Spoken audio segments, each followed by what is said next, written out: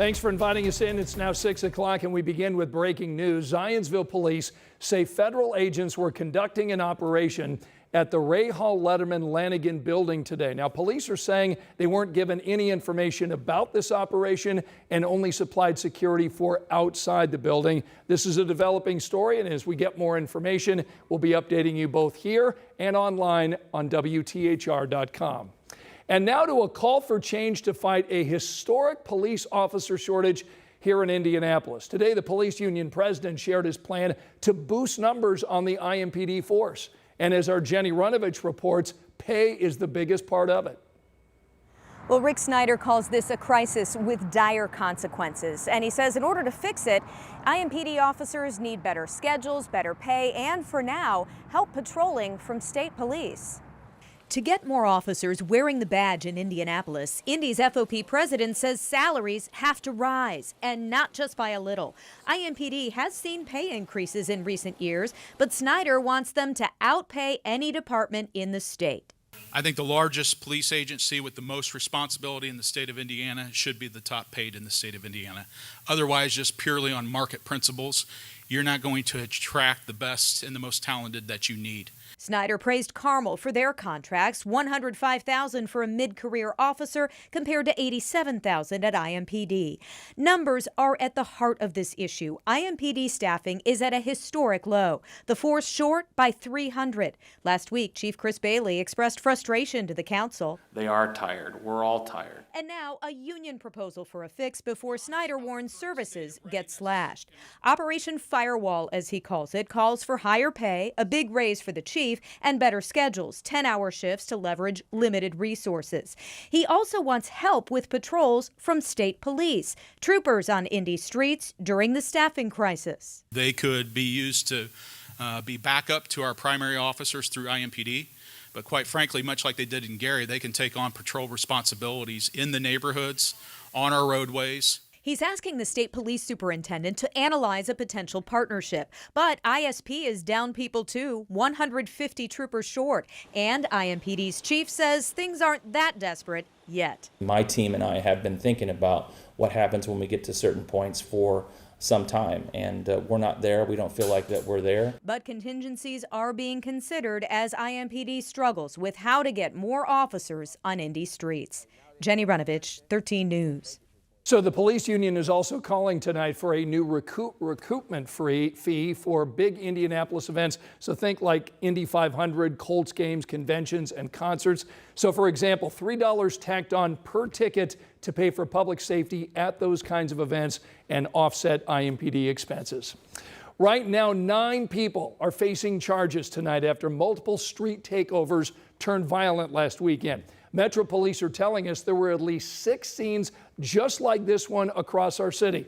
And tonight our Samantha Johnson is here in studio to take a closer look at these new criminal charges. Sam? Yeah, that's right. These range from criminal recklessness to resisting law enforcement. We're talking about 13 charges in all after police say they encountered more than 150 vehicles over the weekend.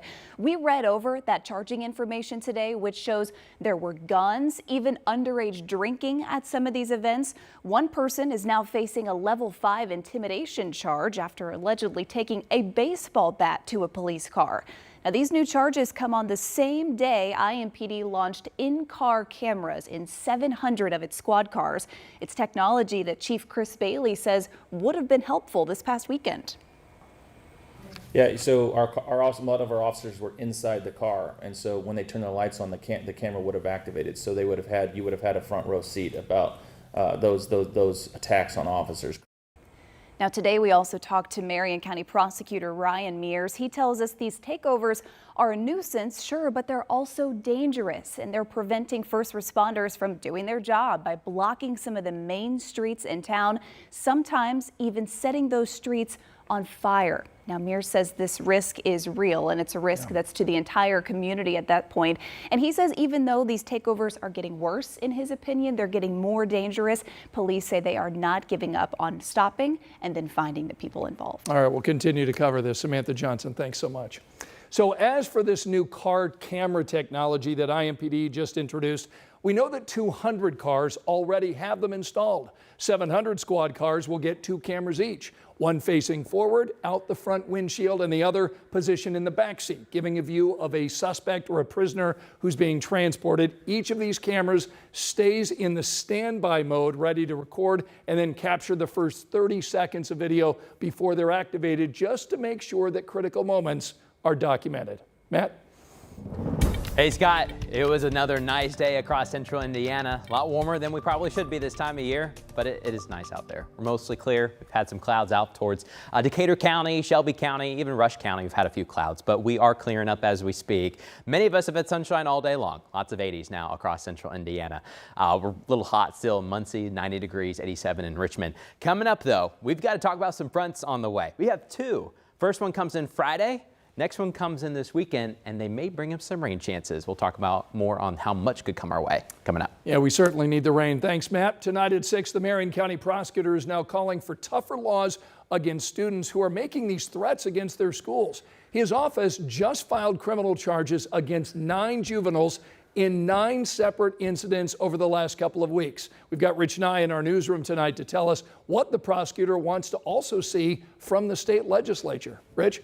Scott, Marion County Prosecutor Ryan Mears calls the growing number of school threats unprecedented, and he wants more legal authority to punish the juveniles responsible.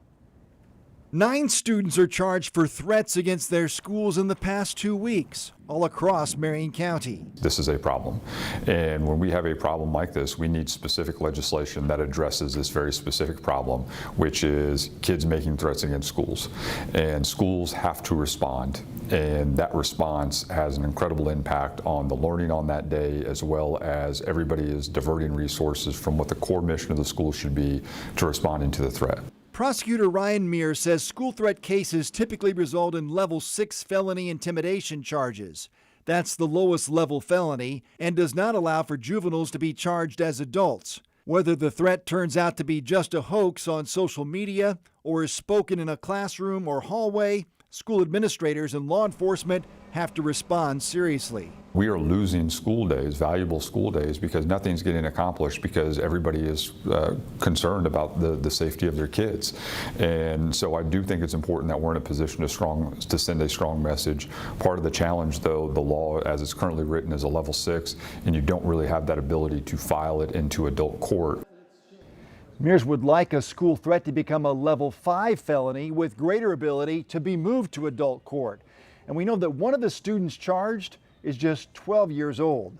Mears says police and law enforcement are still investigating other school threats in Indianapolis in the past 2 weeks, Scott, beyond those 9 that we already know about charges filed. All right, Rich Nye in the newsroom. Thanks so much.